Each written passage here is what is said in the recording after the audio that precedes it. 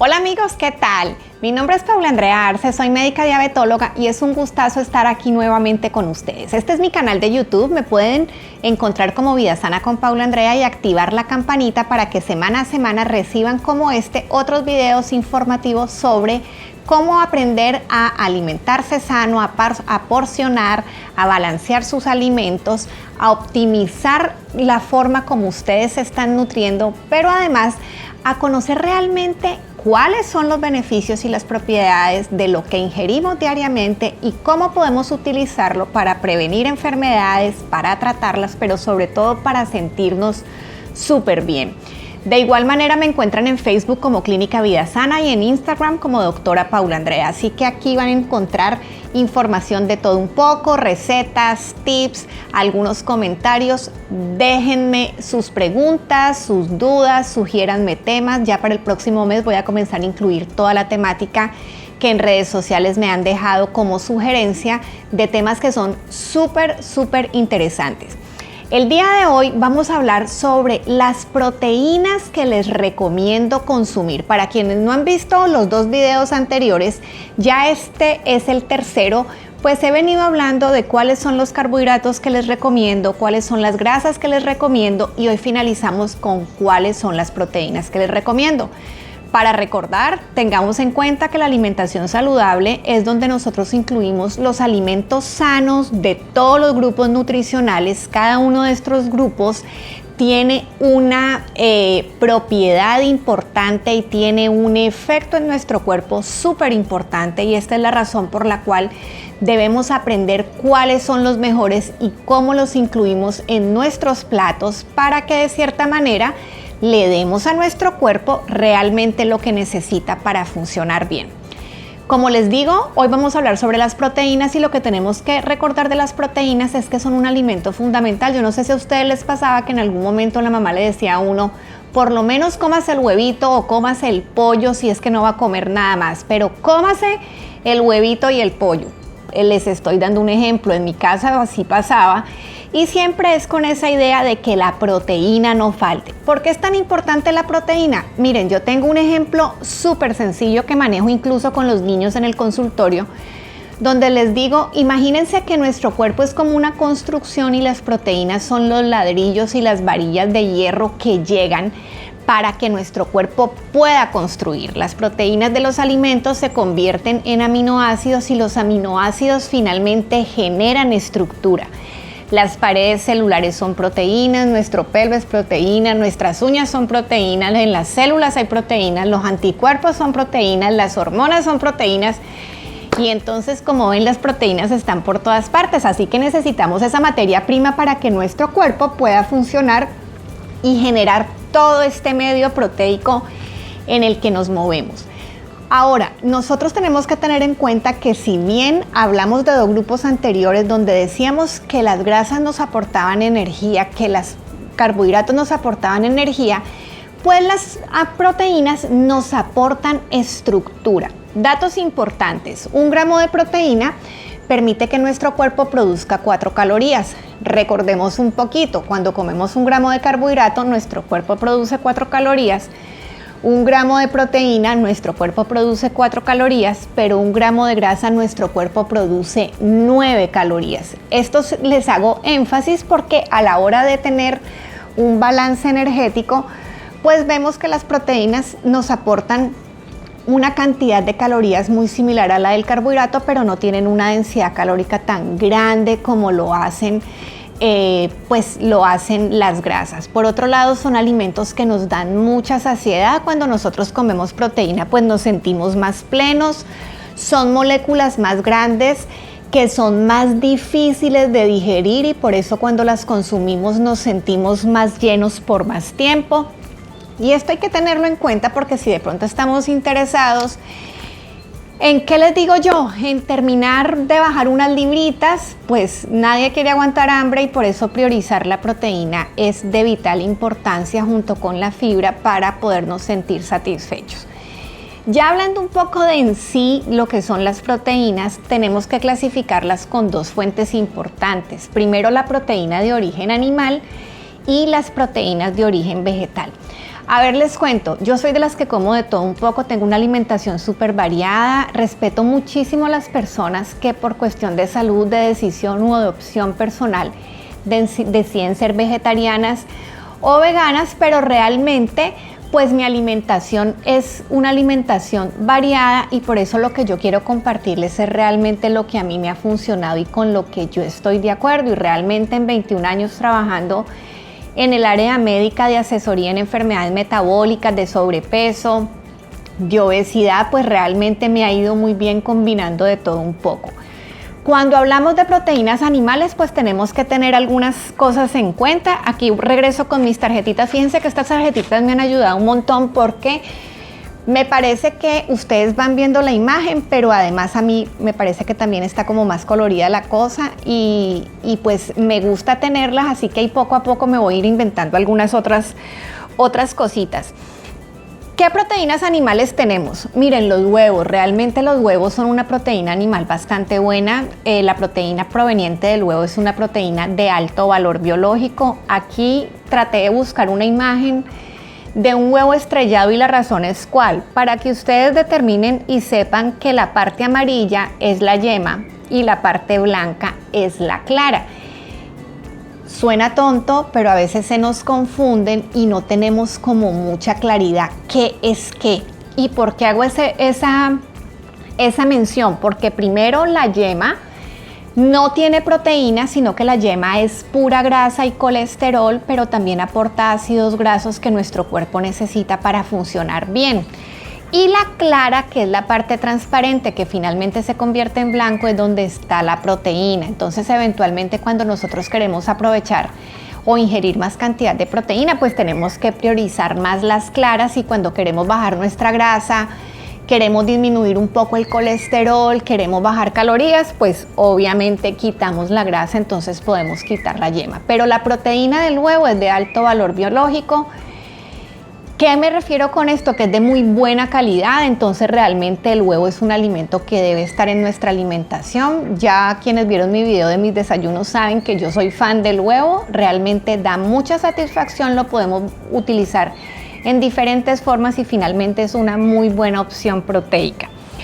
Cuando hablamos de otras proteínas animales tenemos que tener en cuenta todo lo que son los lácteos, y los lácteos los revisamos también cuando hablamos un poquito de lo que eran las grasas. Los lácteos tienen una fuente proteica. Cuando nosotros hablamos de equivalentes de proteína, nosotros tenemos que tener en cuenta que un huevo aporta 7 gramos de proteína, un vaso de leche de 8 onzas, una onza de queso, una taza de yogur, 3 cucharadas de queso cottage aportan ese mismo equivalente, que son 7 gramos de proteínas. Y este sistema de equivalentes a veces es importante, pues porque eventualmente si a mí alguien me sugiere que debo de utilizar 2 equivalentes de proteína en un desayuno, pues en vez de comerme 2 huevos, me puedo comer 2 onzas de queso y yo mismo puedo ir haciendo un ajuste. ¿Qué pasa con los lácteos? Pues definitivamente el lácteo también tiene grasa, entonces lo que yo sugiero es que si se van a utilizar lácteos, se utilicen lácteos descremados. Les comentaba que yo vengo en un proceso de ir consumiendo la menor cantidad de lácteos posible por muchísimas razones, además porque no me caen muy bien a nivel digestivo.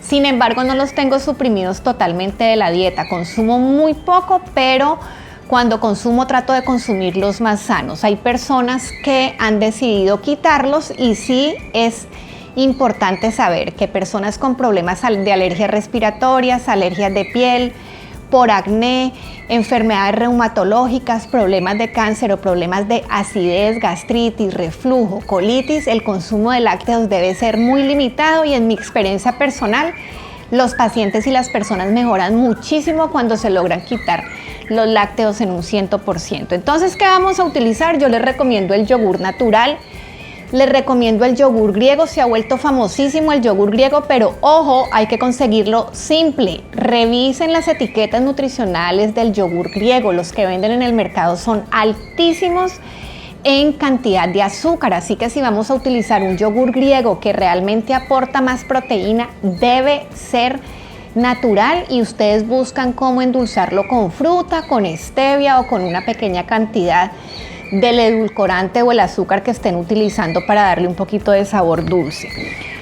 Igualmente podemos utilizar el queso cottage, que también es fuente de proteína. Tenemos, como les decía, la leche y por último tenemos el queso. Les repito que a veces en cada tiempo de comida podemos utilizar unos 2 equivalentes de proteína y esto hay que tenerlo en cuenta para distribuirlo a lo largo del día, pero sí es necesario saber que estos lácteos tienen grasa y por eso debemos utilizarlos descremados y pues su origen es un origen de tipo animal.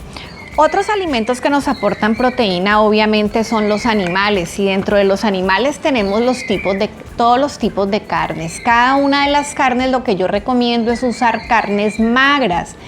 Y cuando uno habla de carnes magras o de carnes o proteínas limpias, lo que se refiere es que sean lo más proteicas posibles y no tengan tanta grasa.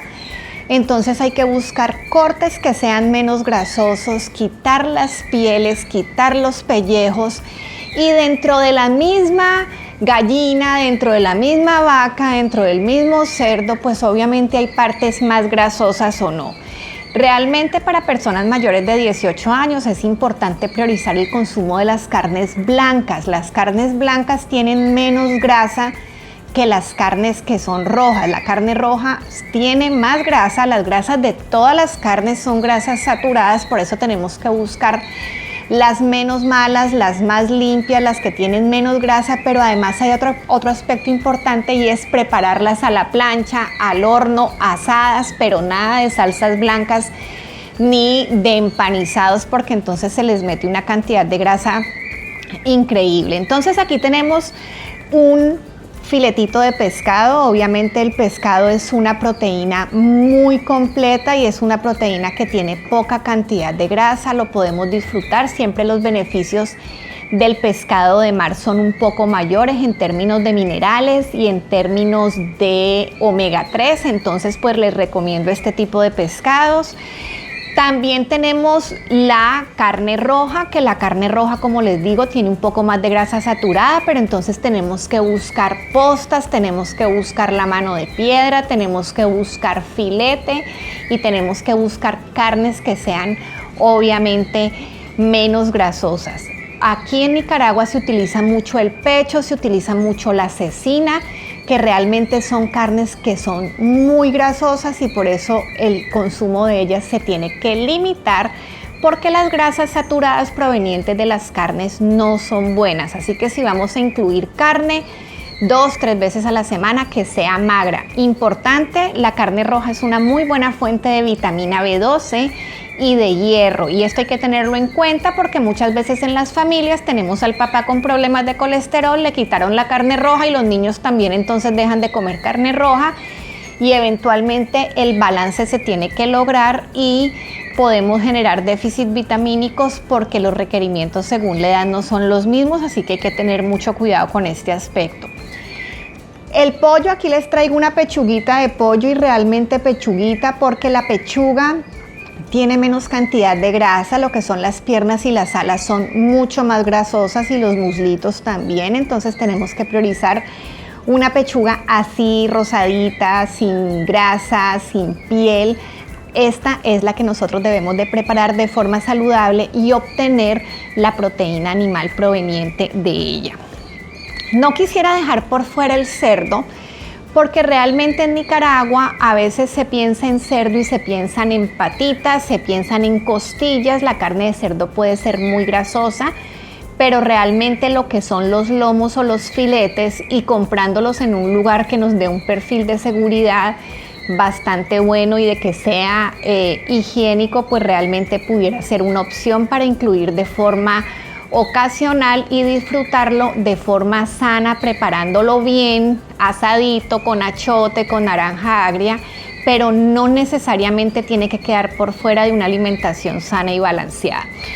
Cuando hablamos de estas proteínas y estas carnes, ustedes me pueden decir, bueno, usted ya nos habló de los equivalentes del huevo, de los equivalentes de los lácteos, pero ¿qué pasa con las proteínas? Una onza de proteína de pollo, carne, pescado, cerdo tiene 7 gramos de proteína. ¿Cuánto debemos de consumir en un almuerzo o una cena, pues realmente para mí es muy fácil mencionarles que debería ser un pedazo más o menos del tamaño de la palma de la mano.